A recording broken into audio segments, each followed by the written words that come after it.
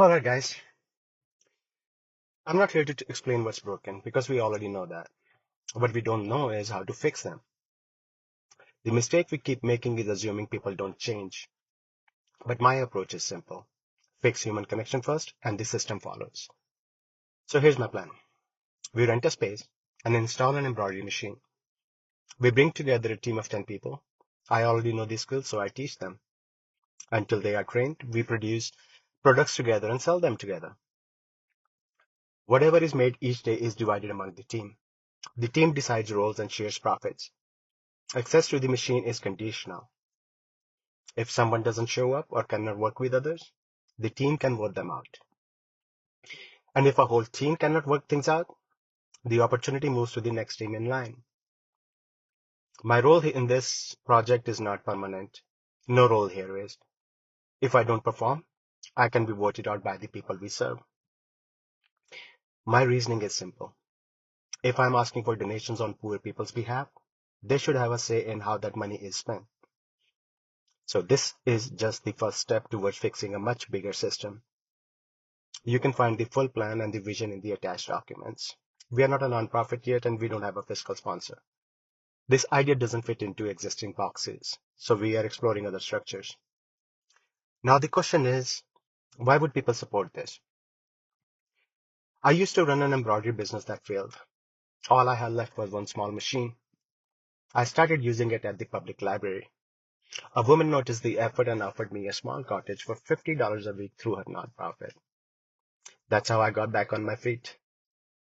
My point is, when effort is visible and the cause is real, people help. That's why when an unhoused person sells something they made themselves and the money goes directly into their pocket, people support it because the change is visible and it can be verified. So why do I believe teamwork will work? I'll give you my own example again. At one point, I had no choice but to take a truck wash job. 72 hours a week, $2,000 a month. There were four other men, ages 50 to 70. We lived at the workplace, sharing two rooms. Sundays were optional and commission based. 40% for us, 60% to the owner. I rarely worked Sundays, but when we did, we worked harder than any other day.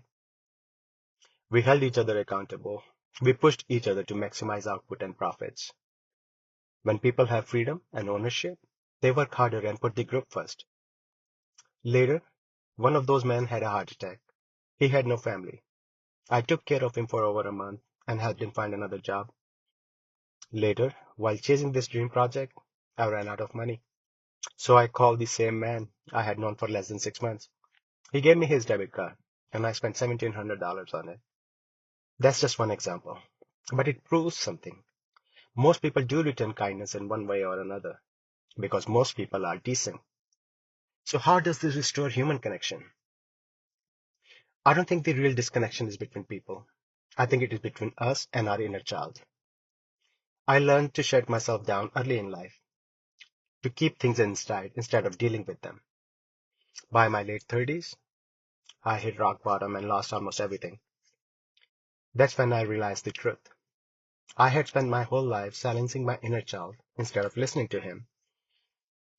And one night, I talked to someone I barely knew about childhood wounds. I was the one who got emotional. But something meaningful happened. No judgment, no fixing, no advice, just acceptance. I didn't feel weak. I didn't feel broken. I felt seen. That's when I finally connected with my inner child instead of shutting him down. And knowing yourself is a process, but it gets easier through deep connections.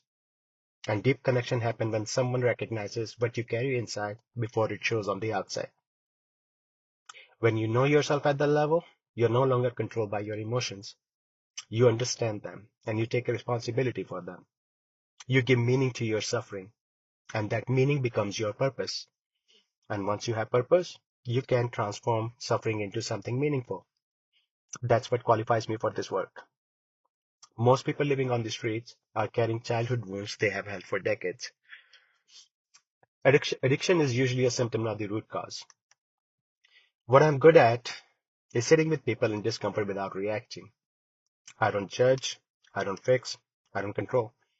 I absorb the pain and turn it into something meaningful. That's what the Dignity Engine is. It is a space with no judgment and no pressure. Connection isn't forced because forced connection doesn't last. And purpose alone is not enough. It has to move in the right direction.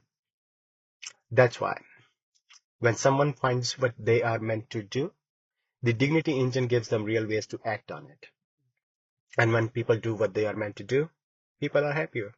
And when people are happier, communities are safer, especially for kids. So we already have an access to an embroidery machine through the 418 project to prove this works. And now all we need is $3,500 for a computer, software, and supplies to take the first step.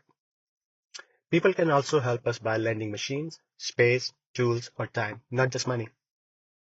If this works with unhoused people, scaling is the easy part, no matter how hard it looks on paper. 4 years ago, I asked my inner child one question. What do you want?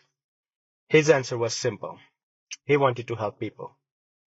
He said, pick the biggest fight you can find and don't let fear decide your future. And I said, okie dokie. I didn't just pick the biggest fight. I picked the hardest battle first. And this is me doing that. David Brooks once said, culture changes when a small group of people find a better way to live and the rest copy them. That's what this is. We are trying a better way to live and letting it speak for itself. The minimum donation is $5 so we can have more people involved, even in a small way. Big changes don't start with big gestures. They start when enough people show up, just a little, and see what happens next. That's all this is, a first step. But the last thing, this project remembers the people who showed up early when it was just an idea. That recognition doesn't force anything. It is built on trust, and trust stays quiet until it is needed.